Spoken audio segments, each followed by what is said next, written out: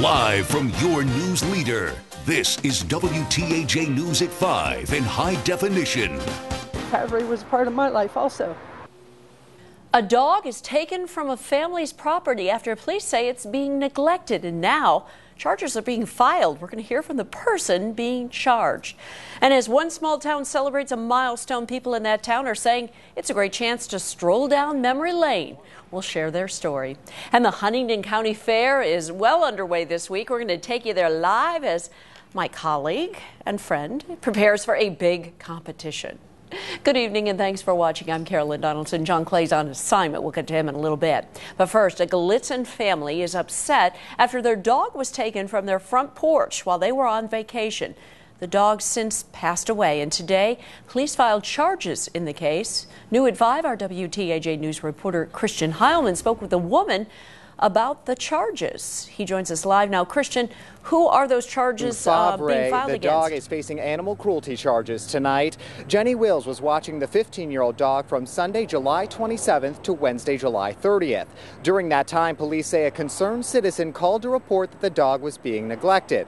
That's when Galitzin police and an officer from the Humane Society came to take the dog. Wills' house is next door to Favre's house, and she tells us she was feeding him twice each day. The humane officer who responded says he was there as a friend helping the Galitzin police officer. He tells us when he saw the dog, Favre was emaciated and falling down. The woman who was charged today says she's going to fight it. They should have called the owners and talked to them and discussed it without just going on somebody's property without permission and just kidnapping their dog. I would leave my children with these people. I had no problem leaving my dog with these people either. You'll hear more from the Humane Society officer who was there. That's coming up tonight at 6. For now, we're live in Altoona. Christian Heilman, WTAJ News. Thanks, Christian. We want to hear from you about this story. Do you feel the neighbor should have been charged? Let us know on our WTAJ Facebook page. An Altoona man with a history of diabetes and schizophrenia has now been found. Altoona police located 67-year-old James Knoll just about an hour ago. Now, police say that family members had called the police department after they found his apartment empty last night. The father at the center of an Amber Alert is dead, and the two children are safe. Police in Drexel Hill say 32-year-old Keith Bellajonis shot and stabbed his wife and then took off with their two sons, ages 4 and 6. Now, police say Bellajonis drove to New York and robbed a 7-Eleven and then left the kids at a CVS pharmacy there and drove off. When officers spotted his car and moved in, they found him dead of an apparent self-inflicted gunshot wound. Upper Darby Police Superintendent says that Bellajonis wrote a chilling message on Facebook. A Center County man was sentenced today for a daylight armed robbery. Joshua Fagan will spend 8 to 16 years in the state prison system. The 31-year-old had previously pleaded guilty to 4 counts of robbery. He admitted that he tried to rob the parish apothecary in Bellefonte, Center County. He first demanded Ritalin and Adderall, then asked where the safe was. Fagan ran off, and police caught him a few blocks away. Authorities say they've targeted seniors in at least 8 states. Now, 4 people are in prison for a money scheme called the grandparent scam. The scammers allegedly stole at least $162,000, and they're accused of trying to steal about $37,000 additional more dollars. Spencer Compass, Whitson Lavalette, and Johan Wesh are all from the Philadelphia area. Ken's Wesh is from New York. The 4 are accused of calling the victims and telling them that their loved ones were arrested and needed money wired immediately. Today's arrest should be a loud and clear notice that if you try to victimize our senior citizens, you are going to pay a steep price. The Attorney General says the investigation found 11 senior citizens in 8 states were victims. Their average age, 79. From WTAJ, your weather authority, here's your weather now. And clouds mixing with sunshine across the region. Looking to State College with the Line Country Kia Skynet camera. Even though there are clouds mixing with the sunshine, it's still fairly nice outside. Satellite radar HD staying dry across the region. This isn't picking up all of the clouds that have developed, but clouds a little bit thicker in parts of Cambria County. Taking a look at the big picture, we are in this area of high pressure, but off to the west is this band of clouds stretching all the way to Columbus. The moisture still off to further to the west in Illinois. We may be seeing some of that as we go over the next couple of days, but around here right now, enjoy this summer-like day. 75 right now in Altoona, 77 in State College, 73 degrees in DuBois and in Emporium, 75 in Somerset. Then as we go through the evening and into the early hours of Thursday, temperatures falling into the 50s. A few spots in Elk and Cameron counties will be dipping into the 40s as we start off Friday. Your fast cast through the rest of the evening and into Friday. Temperatures will be starting off in the 50s. Coming up in a few minutes, I'll let you know how long the high pressure will stick around. All right, Steve. Well, nice weather. How about nice fair season in central Pennsylvania? The big one taking place this week is, of course, in Huntington County, and that's where we find my colleague, WTAJ News anchor John Clay. And John, you are in the thick of it all now. I know you're taking up this slack here with Joe being away this week. He usually does this, but have you found anything good to eat yet? And also, I understand a way to burn it off? I haven't found anything good yet, but I am getting some good advice on that. I am definitely taking Joe Murgo's advice on how to handle a fair, and I've got some lovely helpers to show me some things in just a moment. I did want to tell you a little bit about the barn I'm in front of. This is the rabbit barn, and I was fascinated just how quickly you can learn about rabbits. A rabbit, I didn't know, a baby rabbit is called a kit, and the Penn State says the largest litter of bunnies was actually 24 kits. So that's the biggest litter of bunnies that's ever been seen. So that's some of the stuff you can find here. And as we look a little, Nick will scan a little bit over to our right here. We find some of our lovely dairy princesses and fair queens. I wanted to have you introduce yourselves and tell us what lovely food item you've brought to share.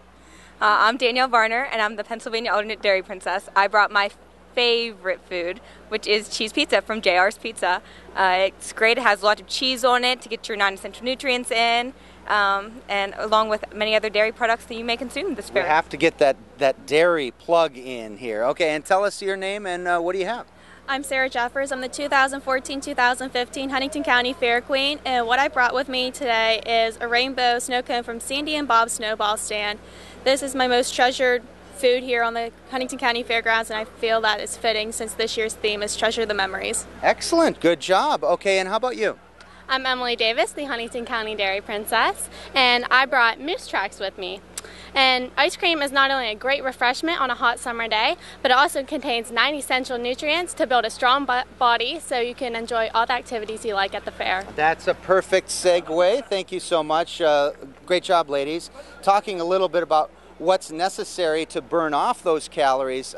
Here's a fascinating fact. It's about 64 acres here at the Huntington County Fairgrounds, and these ladies get here at sometimes 4:30 in the morning. They'll stay until 11 at night. I'm told that folks who wear some of these trackers that track every step, maybe they get as many as 20 to 25,000 steps while they're here at the Huntington County Fair for a good day. That's 7 to 8 miles, so it's exactly what's needed to burn off calories here while you're at the Huntington County Fair. Not that we need to worry about that, but one of the things I'm going to be doing to burn off calories later today is I'm going to be trying to milk a cow. That's coming up at 7 o'clock or so. And I got to tell you, everybody here at the fair has been so nice welcoming me and say, enjoy milking the cow. So word is out. We're having a great time here at the fair. And coming up at 5:30, we'll be talking a little bit about that. I'll have a preview of how to milk a cow. Reporting live from the Huntington County Fair, I'm John Clay. Carolyn, back to you. I'm sure you'll do much better than me on that cow milking. We'll check back in with you, John. Good luck. All right. One small borough is celebrating its birthday this week. Hastings is turning 125, and this milestone is actually being celebrated in conjunction with the fire department's 100th year of operation. Organizers are hoping to double their population of 1,400 folks here, with folks coming in to celebrate the two events. The small town also is hosting the Western District Firemen's Convention for the first time ever. Hastings actually beat out several major areas who were in line to host the event because of this dual celebration.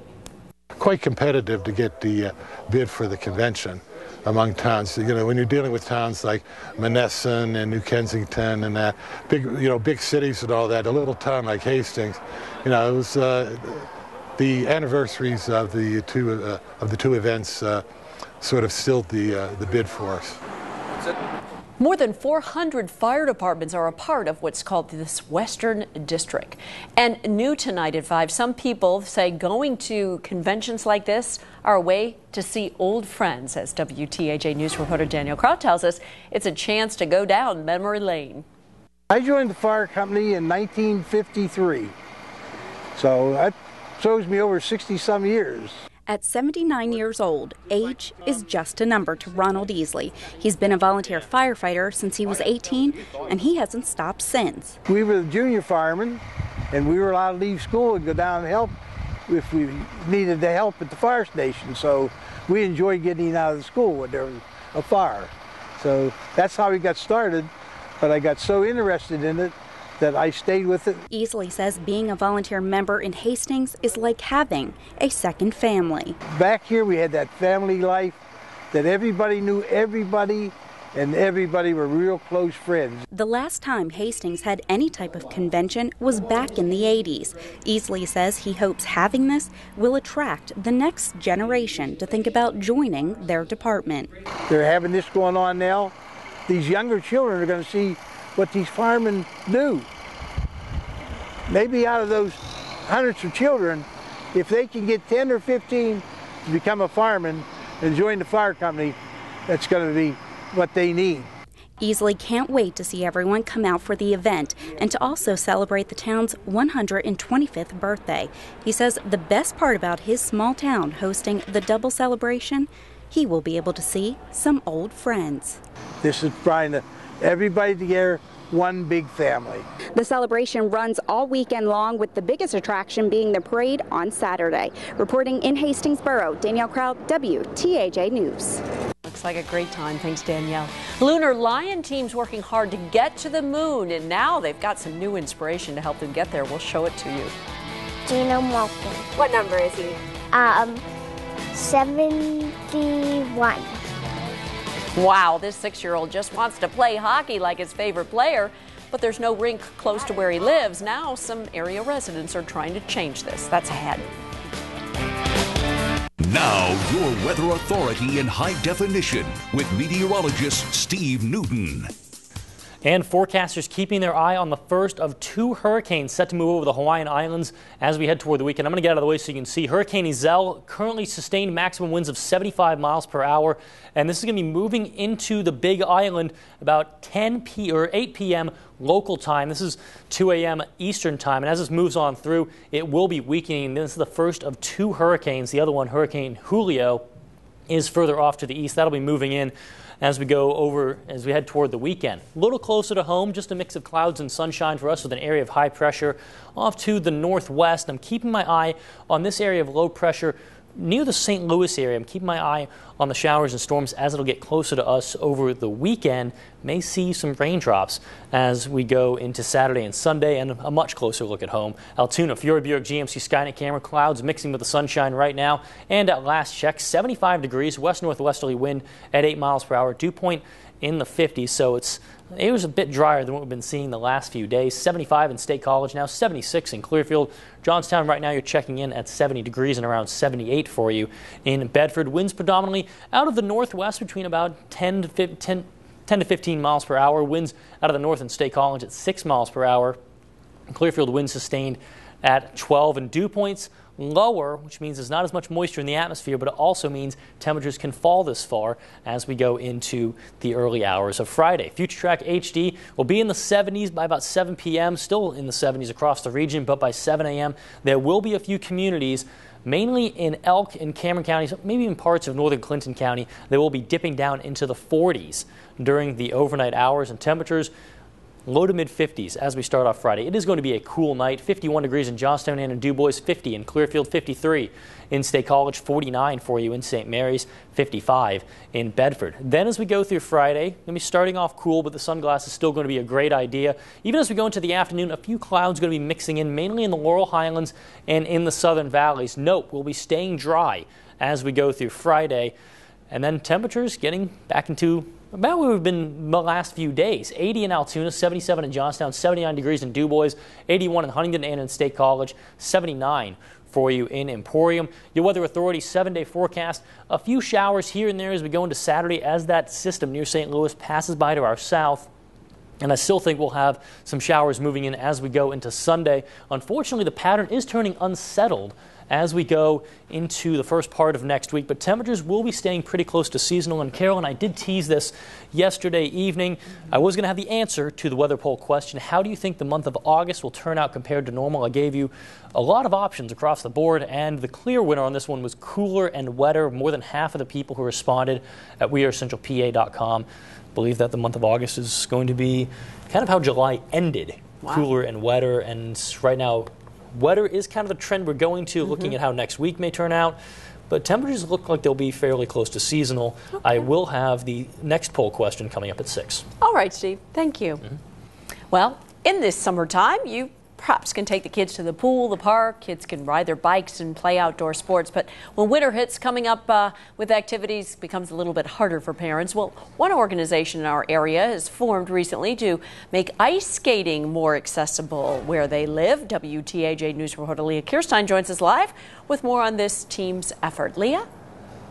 Carolyn, with the Penguins playing so well and now Penn State having a Division I hockey team, hockey is becoming more popular across the region. But in this area, it's very hard for kids to play because the closest rink is at least an hour away. When they go fast and then they shoot and score. A big fan, 6-year-old Nathan May is practicing the skills that make hockey his favorite sport. He's stuck skating in a roller hockey rink when he'd rather be on ice. Real hockey, so I can beat everybody's butts off. He lives in Brockway, and the closest rink his dad could take him to is over 45 miles and an hour away. We have to either drive to Altoona, State College, Indiana, or even down towards Pittsburgh. With Penn State having a Division I team and the Penguins having such success, I think that, this is the time to get an ice rink built right here in our area. Spencer moved to Brockway from New York and was shocked kids can only play roller hockey here. These guys are trying to change that.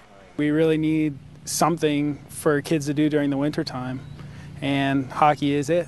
Mostly, I think, for ice hockey and ice sports in general, people just don't understand it. The project is estimated to cost $3 to $5 million, plus enough space to house a rink and parking. They are looking for investors. The interest is here. That's why we're trying to get something going. They understand it may take a few years, but are putting in the time now to give future kids a shot. It'd be great to have somebody in the NHL someday saying they were from the Tri-County area. Maybe even Nathan. That rink would not only be used for competitive hockey, but could also be used for free skates, family outings, and birthday parties. Coincidentally, it is Sidney Crosby's 27th birthday today, so happy birthday to him. Reporting live in DuBois, Leah Kirstein, WTAJ News. Good point, Leah. Thank you. Doctors thought a toddler had Down syndrome, then autism, but instead, it's a genetic disorder that's just becoming better known. They don't know exactly, a lot about it yet, so they're still learning along with my daughter. Find out what you can learn from this little girl's experience coming up in Healthcast. And coming up on WTAJ News at 6, here directly from the officer who was there when Favre was taken from his home. And we're heading back out to the Huntington County Fair, talking about keeping agriculture alive in our area. If you have a news story, call 1-800-762-6053. WTAJ, your news leader, is telling your story. WTAJ News in high definition continues. Imagine having a 6-year-old who's still learning to climb stairs and who still wears a diaper. That's a regular day for a local mother whose little girl was born with a genetic disorder. Unlike Down syndrome, which involves an extra chromosome, microdeletion syndrome involves small missing parts of a chromosome. Remember how we did that last time? Go right down on your tummy. Celine English is working with a physical therapist to increase her low muscle tone. The 6-year-old was born with microdeletion syndrome 15q13.3. A small piece of chromosome 15 is deleted in each cell. Celine didn't hold up her head, roll over, or sit up when most babies do. We were told that she was autistic at the age of 18 months. I told them that I did not believe them. And I'm glad, as a mother, my gut instinct was right. Sharon Moore finally got doctors to do genetic testing on her daughter, and results showed the microdeletion. Descriptions of the syndrome by the National Institutes of Health fit Celine's behavior. Her mother says the little girl is mentally a toddler, can't speak much, can't dress herself, is still not potty trained, and is still learning to walk on the stairs. Sometimes she'll catch on, sometimes she regresses, but you still have to keep going. You still have to keep pushing her. A microdeletion like Celine's, or a microduplication, where genes have an extra piece of chromosome, have only been revealed in the past decade or so by new technology. Microdeletions and duplications were there, we just never had a way to diagnose them or see them. Patients had issues, and the patients just didn't have answers for why they had those issues. Dr. Krista Martin says children with these chromosome abnormalities often experience similar developmental problems and physical and psychiatric illnesses. Now, what researchers learn from individual genetic testing can lead to treatment of some of the conditions.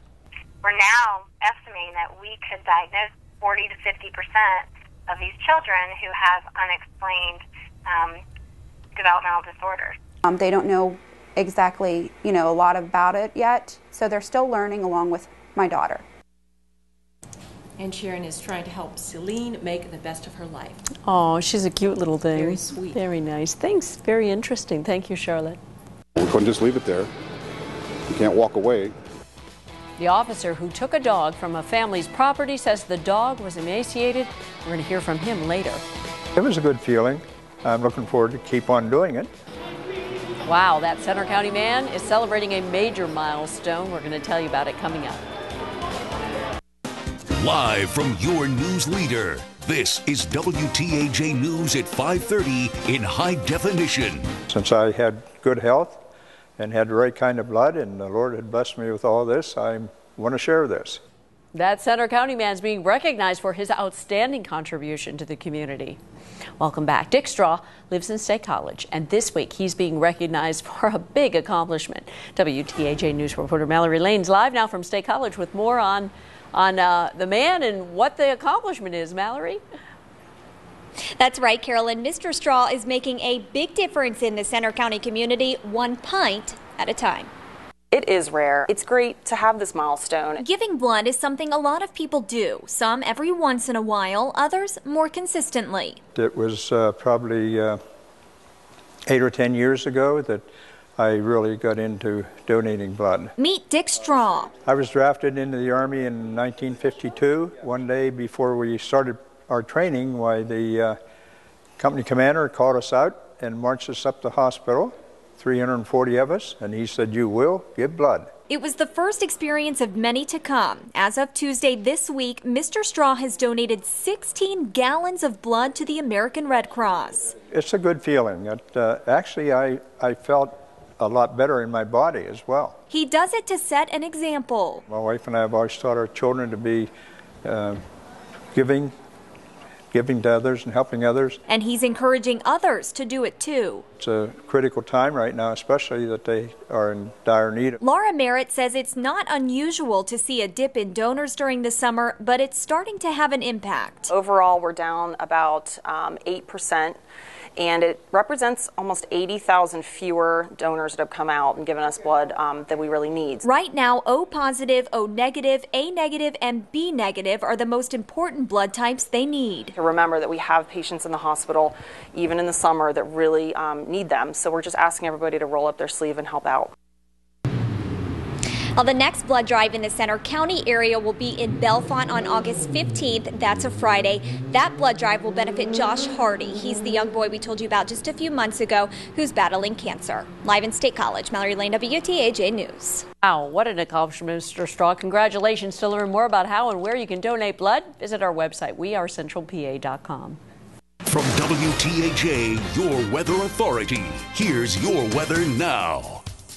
And some fair weather clouds have developed across the region. Our Skynet camera looking into Bedford. Looks like just a little bit of filtered sunshine at the moment. There is a breeze out of the northwest right now. 78 in Bedford, around there. 70 in Johnstown, 76 degrees in Huntington, 76 in Clearfield as well, 73 in St. Mary's, 75 in State College. Future Track HD, there will be a few clouds as we go into the evening hours, but once the sun goes down, they'll start to fall apart a little bit, and temperatures will be falling a ways. They'll be falling down into the 50s and the upper 40s in a few locations. What I'm going to be talking about coming up in a few minutes, it's going to be a cool night tonight. Plenty of sunshine as we go into Friday, but yes, we're going to have a few showers, maybe some rumbles of thunder as we go into the weekend. I'll talk more about that coming up. The Huntington County Fair continues today and through the weekend with lots to see and do. The fair is known as the premier agricultural exposition in Pennsylvania. My colleague WTAJ News anchor John Clay is having fun at the fair and learning a little lesson in how to milk a cow. I understand you're getting some practice in before your big challenge in a few hours? I am. I have never milked a cow yet, Carolyn, and I need some sort of advanced tips before I get to the 7 o'clock big show. So I have a 4-year-old Holstein from the Lakeview Farms in McAlevy's Fork. Travis Couch was nice enough to meet me here. Thank you so much. You have beautiful cows, and I got to tell you, it's sometimes a little intimidating to think about milking a cow. So you're going to tell me basically what to do here. I kind of get the idea. You told me what to do here, but so you all you want to do is you take a hold of the teat. Yeah. With your top fingers. And then you squeeze down. Yeah, that looks pretty easy. So it doesn't matter, right? And you do both. You can do both if you're comfortable with it, or you can do one. All right. Any of the four. Oh yeah, So you kind of got to let it go, fill back up a little bit. Yeah, you have to let it fill back up. And as you do it more, she will relax and let more milk down, and it'll become easier as you go. It takes about 30 seconds to a minute for her to relax and allow more milk. There's definitely a lot of milk there. So sometimes in these competitions, I'm told they get there. That's plenty of milk. So this isn't that bad. There, I think I could fill the required. I don't know what we have to do. 6 ounces, 8 ounces, something like that. 6 ounce cup. That's great. John, I think you have Normally we have issues with people. Normally you have the suction cups that would do this. Right, we have a machine that does that all for us. We sanitize the teat and wipe and clean. And then use the machine to do it all for us. Yeah, I guess so. So usually you get about 100 or so pounds of milk or so out of a cow like this. Beautiful animal. Thank you so much. I think I'm ready to go for the 7 o'clock show. We're going to be back here, though, at 6 o'clock talking a little bit about what it takes to keep a farm in Pennsylvania, our #1 industry. How do you get young kids to stay in farming? We're going to talk to the Couches a little bit more about that. But until then, I'm John Clay reporting live from the Huntington County Fair. I got to tell you, John, you make it look really easy. When I tried that last year, it was a lot more difficult. All right, we'll check back in. Thank you so much. Well, that project, the Lunar Lion project, just got a little more lunar. Now, take a look at the Lunar Lion team at the university. Now it actually has some official space to conduct their research and testing for this project. One of their team members made this beautiful mural to honor it. Kara Morgan's the artist. We're told it took 89 hours to complete the mural, and she worked during the day and nights on end to finish it. It's also the view that we're looking to have whenever our actual lander lands on the moon. So what you're seeing here will be what our lander broadcasts when we land. So this is a particularly special mural because of the fact that this is what we're going to see when we land on the moon, but also because Kara made this. She's an aerospace engineer, but she's also a fantastic artist.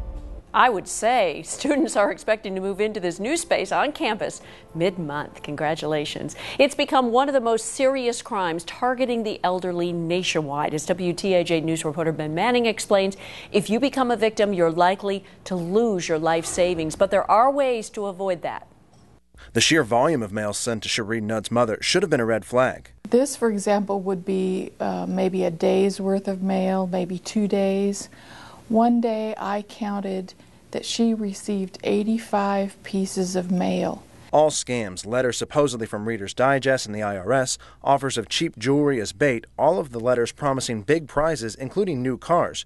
Nutt's mother, Betty, fell for all of them and wired away her retirement savings. We believe that she lost somewhere north of $200,000, her life savings, and they left her with nothing but debt. Seniors in this country are under attack basically from fraudsters who are operating lottery fraud schemes from outside of the country.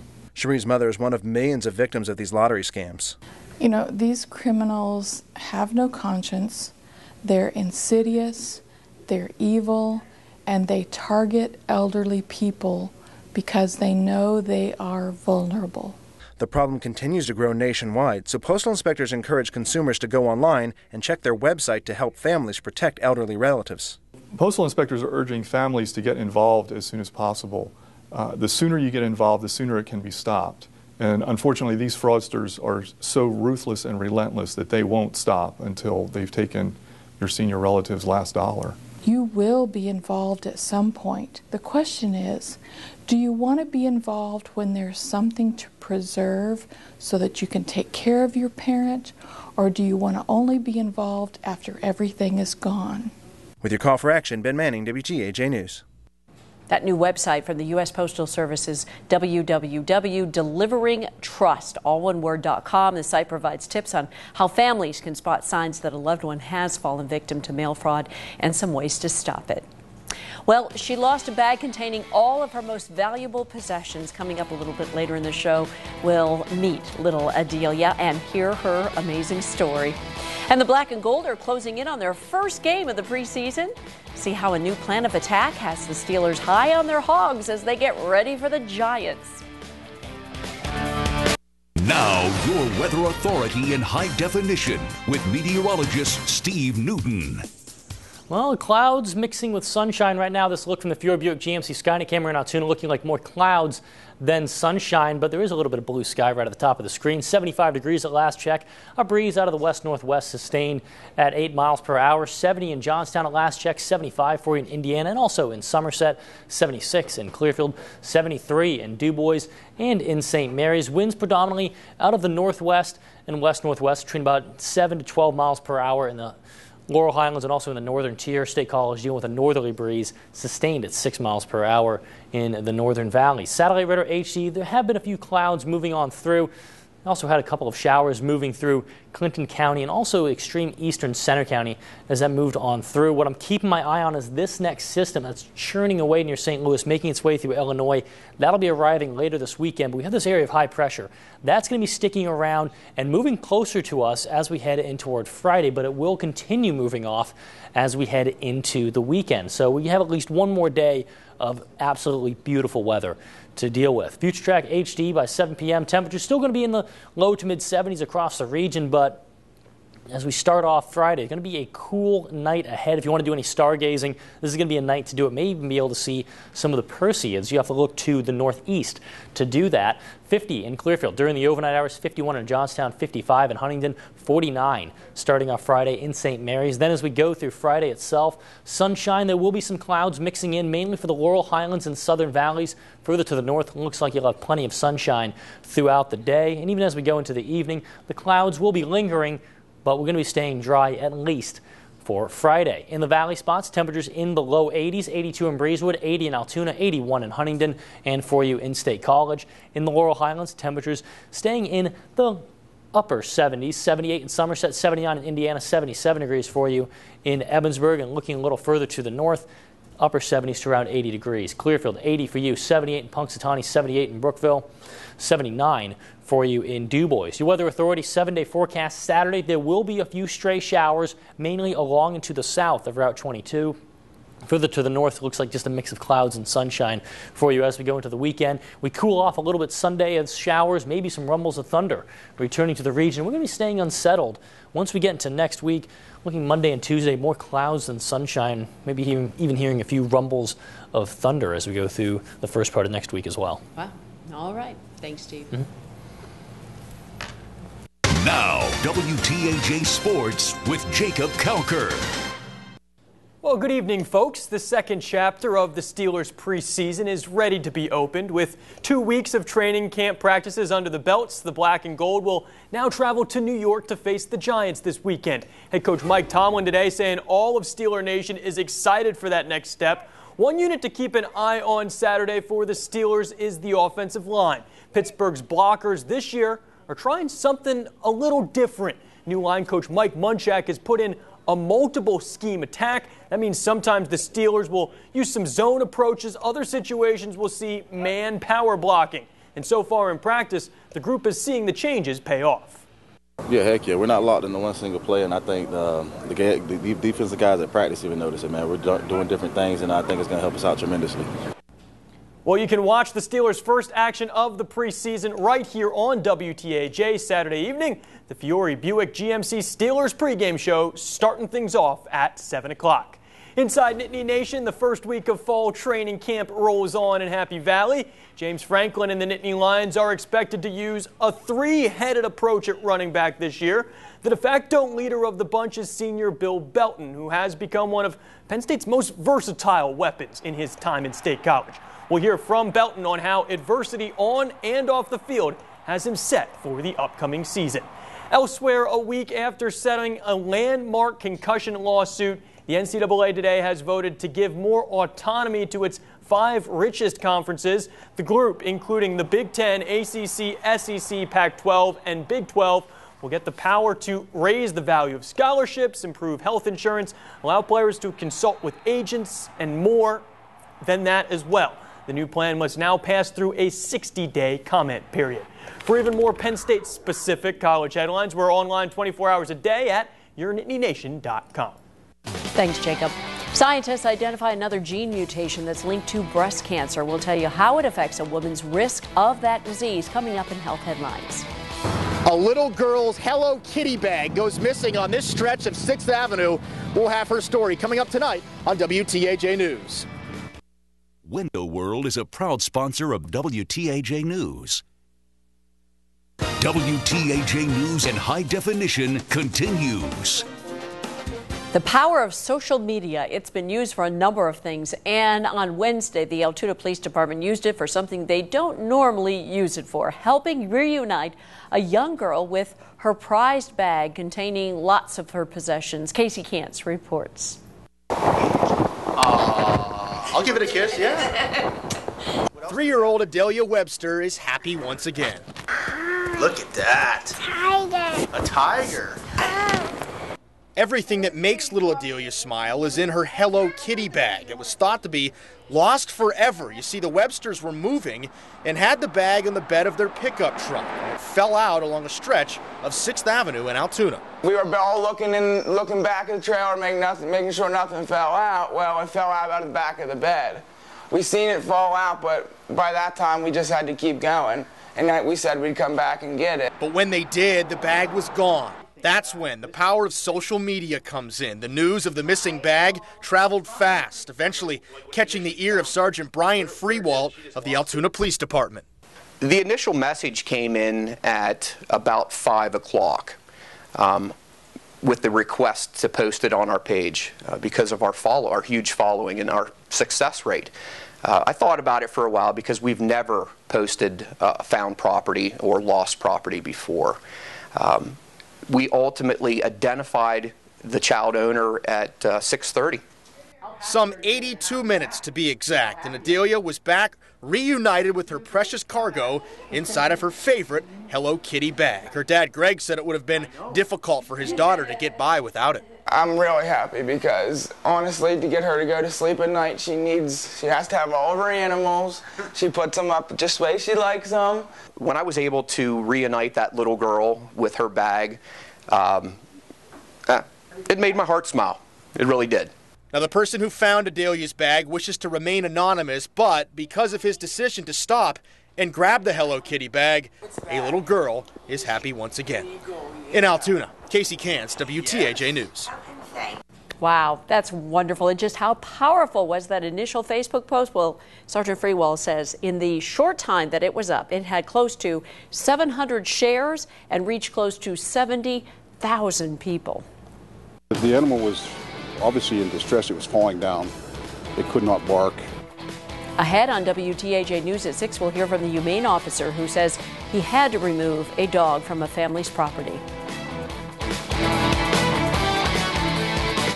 WTAJ News in high definition continues. Another gene's been linked to a woman's risk of developing breast cancer. Charlotte Ames joins us with more on that discovery in Health Headlines.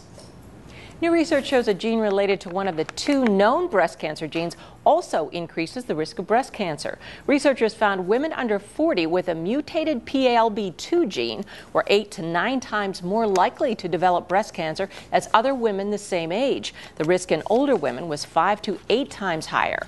Overall, women with the mutation had a 47% higher risk of breast cancer by the age of 70. PALB2 is related to BRCA2, a well-known breast cancer gene.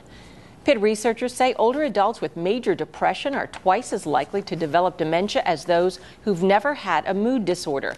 The scientists say blood tests, PET scans, and MRIs suggest the brains of people with depression and mild memory loss age more quickly, increasing their risk for developing dementia. Researchers say if they can learn why this happens, they may be able to develop ways to slow or stop the impairment from progressing to dementia. The FDA issued another warning today about possible contamination of tattoo inks. A recall was issued in early July based on the testing of unopened bottles. But now the agency says it's confirmed one case of skin infection in someone who used tattoo ink marketed by White and Blue Line Incorporated. The FDA says it's also aware of other reports linked to tattoo products with similar packaging. The agency says even though the products have been recalled, the danger still exists, and you'll find more information on our website, wearecentralpa.com. Live in the studio, I'm Charlotte Ames. Thank you, Charlotte. WTAJ News at 6 is next.